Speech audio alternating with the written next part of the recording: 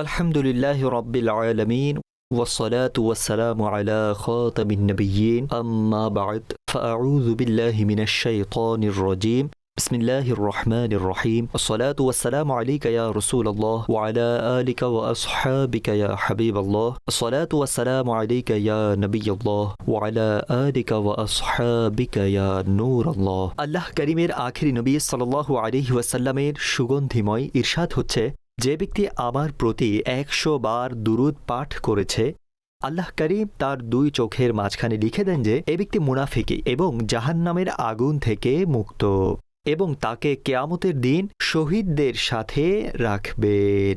क्यों कहूँ बेकस हूँ मैं, क्यों कहूँ बेबस हूँ मैं, तुम हो मैं तुम पर फिदा, तुम पे करोड़ों दुरूद। সল্লু আলাল হাবিব সাল্লাল্লাহু আলা মুহাম্মদ সাল্লাল্লাহু আলাইহি ওয়া আলিহি ওয়াসাল্লাম। মাদানী চ্যানেলের দর্শকবৃন্দ, অনুষ্ঠান ফজিলত ও বরকতে স্বাগতম। আমাদের আজকের অনুষ্ঠানের বিষয় হল উত্তম চরিত্রের ফজিলত ও বরকত। আসুন সবার আগে একটি ঘটনা শুনি। সিরিয়ার অধিবাসী এক ব্যক্তির বর্ণনা যে একবার আমি মদিনা পাকে উপস্থিত ছিলাম। আমি খচ্চরের উপর আরোহিত এমন এক ব্যক্তিকে দেখলাম যে তার মতো সুন্দর, গাম্ভীর্যপূর্ণ, ভালো পোশাক পরিহিত আমি আগে কখনো দেখিনি, এবং না তার বাহনের চেয়ে উত্তম বাহন কখনো দেখেছি। আমার মন ওই ব্যক্তির দিকে আকর্ষিত হতে লাগল। আমি তার সম্পর্কে জিজ্ঞাসা করলাম, তো জানা গেল যে ইনি মুসলমানদের চতুর্থ খলিফা হজরত আলী রাদিয়াল্লাহু তাআলা আনহুর পুত্র, অর্থাৎ শাহজাদা হজরত ইমাম হাসান মুজতাবা রাদিয়াল্লাহু তাআলা আনহু। আমার মনে তিনি রাদিয়াল্লাহু তাআলা আনহু এবং ওনার পিতা রাদিয়াল্লাহু তাআলা আনহুর ব্যাপারে বিদ্বেষ ও হিংসা হতে লাগল। এমনকি আমার মন শত্রুতা ও বিদ্বেষে ভরে গেল।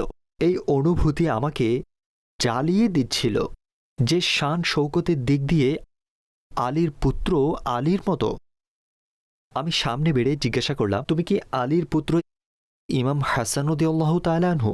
নম্র ও বিনয়ী স্বরে বললেন, জি হ্যাঁ, আমি আলীউল মুর্তাজা রাদিয়াল্লাহু তাআলা আনহুর পুত্র। একথা শোনার পর আমি তিনি রাদিয়াল্লাহু তাআলা আনহুর পিতাকে গালমন্দ করতে লাগলাম। মনের ক্ষোভ মিটিয়ে যখন চুপ হলাম, তখন হজরত ইমাম হাসান রাদিয়াল্লাহু তাআলা আনহু না তো রাগ করলেন, অর্থাৎ না রাগান্বিত হলেন, আর না আমাকে গালমন্দ করলেন, বরং সেই নরম স্বরে বলতে লাগলেন, মনে হচ্ছে আপনি অভাবী। আমি বললাম, জি হ্যাঁ, আমি অভাবী। বললেন, আমাদের কাছে চলে আসুন, যদি আপনার থাকার জায়গার প্রয়োজন হয় তো আমরা আপনার থাকার ব্যবস্থা করে দেব। যদি সম্পদের প্রয়োজন হয় তো আপনার উপকারে বিন্দু পরিমাণও কমতি রাখব না। এছাড়া আপনার কোনো জিনিসের প্রয়োজন হলে আমরা আপনাকে সহযোগিতা করব। সিরিয়ার ওই ব্যক্তির বর্ণনা, যখন আমি হজরত ইমাম হাসান রাদিয়াল্লাহু তাআলা আনহুর কাছ থেকে বিদায় হলাম, তো জমিনের বুকে তিনি রাদিয়াল্লাহু তাআলা আনহুর চেয়ে অধিক কেউ আমার কাছে প্রিয় মনে হয়নি। তিনি রাদিয়াল্লাহু তাআলা আনহুর উত্তম চরিত্র আমাকে খুব প্রভাবিত করল। তিনি রাদিয়াল্লাহু তাআলা আনহুর শুকরিয়া আদায় করা ছাড়া আমার কাছে আর কোনো উপায় ছিল না। এছাড়া আমাকে আমার খারাপ আচরণের কারণে অত্যন্ত লজ্জিত হতে হলো। মাদানী চ্যানেলের দর্শকবৃন্দ, এই ঘটনা আমাদের জন্য উত্তম চরিত্রের উৎকৃষ্ট দৃষ্টান্ত। আর ওই ব্যক্তি যে আগে হজরত ইমাম হাসান রাদিয়াল্লাহু তাআলা আনহুকে গালিগালাজ করছিল, কিন্তু যখন সে তিনি রাদিয়াল্লাহু তাআলা আনহুকে মন্দের বদলা ভালো দিয়ে দিতে দেখল, তখন তিনি রাদিয়াল্লাহু তাআলা আনহুর উত্তম চরিত্র দ্বারা ভীষণ প্রভাবিত হল এবং নিজের খারাপ আচরণের উপর লজ্জিতও হল। কাজেই আমাদেরও নিজেদের পূর্বসূরীদের পথে চলে ভুল ত্রুটিকারীদের আল্লাহ তাআলার সন্তুষ্টির জন্য ক্ষমা করার অভ্যাস গড়ে তোলা উচিত। চাই কেউ যতই রাগ দেখাক না কেন, আমাদের নিজেদের জবান এবং হাতকে নিয়ন্ত্রণে রেখে দুনিয়া ও আখিরাতের কল্যাণ এবং আল্লাহর সন্তুষ্টি লাভের জন্য ক্ষমা করে দেওয়া উচিত। কেননা যখন জিহ্বা নিয়ন্ত্রণহীন হয়ে যায়, তখন অনেক সময় হতে যাওয়া কাজও নষ্ট করে দেয়। এই জন্যই কেউ খুবই সুন্দর বলেছেন, হ্যাঁ ফালাহ কামরানি নরমি ও আসানি মে, হর বানা কাম বিগড় জাতা হে নাদানি মে। হে আশিকানে রসুল, সচ্চরিত্র কি এবং অসৎ চরিত্র কাকে বলে? আসুন এ ব্যাপারে শুনি, যাতে আমরা এর পরিচয় লাভ করতে পারি। কেননা এর পরিচয় দ্বারাই আমরা উত্তম চরিত্র গ্রহণকারী হব এবং অসৎ চরিত্র থেকে বেঁচে থাকার মতো হতে পারব। আখলাক এটা খুলকের বহু বচন এবং খুলকের ব্যাখ্যায় মাকতাবাতুল মদিনার একটি কিতাব ইহয়া উল উলুমে হজরত ইমাম গজ্জালী রহমতুল্লাহ তাআলা আলাইহি বলেন, খুলক তথা স্বভাব নফসে বিদ্যমান এমন এক অবস্থার নাম যার কারণে আমলসমূহ সহজে প্রকাশ পায়। অর্থাৎ এগুলোকে বাস্তবে রূপ দিতে কোনো চিন্তা ভাবনা গৌর ফিকিরের প্রয়োজন হয় না। যদি নফসে বিদ্যমান অবস্থা এমন হয় যে তার কারণে ভালো আমল এভাবে আদায় হয় যে তা বিবেক ও শরীয়ত সম্মতভাবে পছন্দনীয় হয়, তবে তাকে উত্তম চরিত্র বলে। আর যদি তা থেকে খারাপ কাজ এভাবে আদায় হয় যে তা বিবেক ও শরীয়ত সম্মতভাবে অপছন্দনীয় হয়, তবে তাকে অসৎ চরিত্র মনে করা হবে। সুতরাং এই সংজ্ঞা থেকে জানা গেল, যে ব্যক্তি মাঝে মধ্যে কোনো সাময়িক প্রয়োজন বা সাময়িক জোশ ও আবেগের কারণে কোনো ভালো আমল করে, যেমন সম্পদ খরচ করে বা রাগ আসলে তার নিয়ন্ত্রণ করে নেয়, তবু এই বিষয়গুলো যদিও প্রশংসার যোগ্য, কিন্তু প্রকৃত দানশীলতা এবং প্রকৃত সহনশীলতা তখনই নসিব হবে যখন এই বিষয়গুলো স্বভাবে পরিণত করবে। এক ব্যক্তি আল্লাহ করিমের আখিরি নবী সাল্লাল্লাহু আলাইহি ওয়া আলিহি ওয়াসাল্লামের কাছে উত্তম চরিত্র সম্পর্কে জিজ্ঞাসা করল।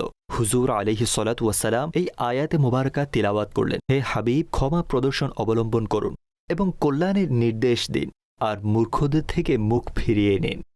তারপর ইরশাদ করলেন, উত্তম চরিত্র হলো এই যে তুমি সম্পর্ক ছিন্নকারীর সাথে সিলাহ রাহমে অর্থাৎ ভালো ব্যবহার করো, আর যে তোমাকে বঞ্চিত করে তাকে দান করো, এবং যে তোমার উপর জুলুম করে তাকে ক্ষমা করে দাও। হজরত আব্দুল্লাহ বিন মুবারক রহমতুল্লাহ তাআলা আলাইহি বলেন, উৎফুল্লতার সহিত সাক্ষাৎ করা, খুব ভালো কাজ করা এবং কাউকে কষ্ট না দেয়ার নাম উত্তম চরিত্র।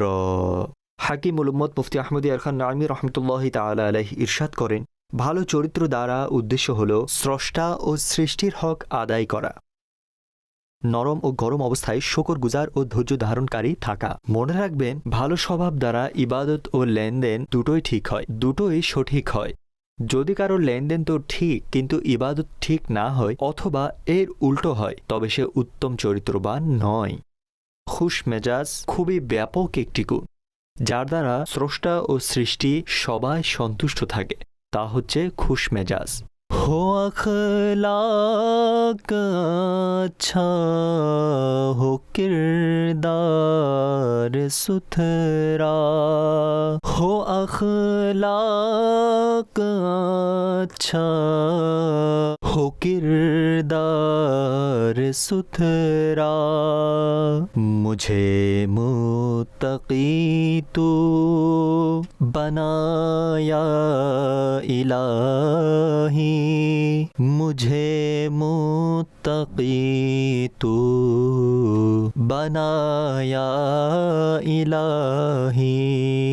सल्लु अलल हबीब सल्लल्लाहु अला मुहम्मद सल्लल्लाहु अलैहि व आलिहि वसल्लम। খাতামুন নবিয়্যিন সাল্লাল্লাহু আলাইহি ওয়া আলিহি ওয়াসাল্লাম ইরশাদ করেন, আমার নিকট তোমাদের মধ্যে সবচেয়ে বেশি প্রিয় এবং কিয়ামতের দিন আমার সবচেয়ে কাছে বসা লোক তারা যারা সবচেয়ে বেশি উত্তম চরিত্রের অধিকারী। মাদানী চ্যানেলের দর্শকবৃন্দ, খাতামুন নবিয়্যিন সাল্লাল্লাহু তাআলা আলাইহি ওয়া আলিহি ওয়াসাল্লাম উত্তম চরিত্রের প্রতিচ্ছবি ছিলেন। ওনার চরিত্রের উচ্চ মর্যাদাকে আল্লাহ করিম কোরআনে পাকে বর্ণনা করেছেন, যখন কিনা স্বয়ং তিনি নিজের প্রেরিত হওয়ার উদ্দেশ্য এবং উত্তম চরিত্রের গুরুত্ব স্পষ্ট করতে গিয়ে ইরশাদ করেছেন, আমাকে চরিত্রের সৌন্দর্য ও গুণাবলীকে পরিপূর্ণ করার জন্যই পাঠানো হয়েছে। ইমামে আহলে সুন্নাত সৈয়দ আলা হযরত রহমতুল্লাহ তাআলা আলাইহি তার কাব্যমূলক গ্রন্থে চমৎকার ইরশাদ করেন, तेरे खुल्क को हक ने अजीम कहा, तेरी खिल्क को हक ने जमील किया, तेरी खिल्क को हक ने जमील किया, कोई तुझसा हुआ है ना होगा शाह कोई तुझसा हुआ है ना होगा शाह तेरे खालिक़े हुस्न अदा की कसम।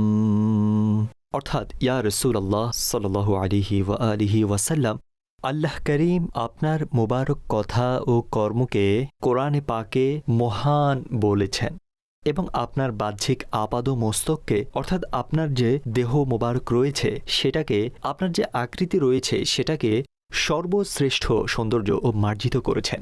আপনার সৌন্দর্য ও প্রিয় প্রিয় কীর্তিসমূহ সৃষ্টিকারী দয়ালু রবের শপথ, আপনার ন্যায় সুন্দর ও মহান না আগে কেউ ছিল না ভবিষ্যতে কখনো হবে। শেখ তরিকত আমির আহলে সুন্নাত দামাত বরকাতুহুমুল আলিয়া মুস্তাফার দরবারে ফরিয়াদ পেশ করতে গিয়ে আরজি করেন, मेरे अखलाक अच्छे हो मेरे सब काम अच्छे हो बना दो मुझको तुम पाबंद सुन्नत या रसूल अल्लाह। সুতরাং হে আশিকানে রসুল, আপনারা উত্তম চরিত্রের ব্যাপারে শুনলেন, আপনারা উত্তম চরিত্রের ফজিলত শুনলেন। অবশ্যই আপনাদেরও মন চাচ্ছে যে আমরাও উত্তম চরিত্রের অধিকারী হয়ে যাই, উত্তম চরিত্রবান হয়ে যাই, আমরা উত্তম চরিত্র অবলম্বনকারী হয়ে যাই, অসৎ চরিত্র থেকে বেঁচে থাকি। আশিকানে রাসূল, এর জন্য আমাদের ভালো পরিবেশের প্রয়োজন, এর জন্য আমাদের ভালো সংস্রবের প্রয়োজন। আলহামদুলিল্লাহ, দাওয়াত ইসলামীর দ্বীনি পরিবেশ আপনার সামনে আছে। আপনি দাওয়াত ইসলামীর দ্বীনি পরিবেশের সাথে সম্পৃক্ত হয়ে যান। দাওয়াত ইসলামীর অধীনে যে কাফেলায় সফর হয় নেকির দাওয়াতের জন্য, আপনি এই কাফেলাগুলোতে সফর করুন।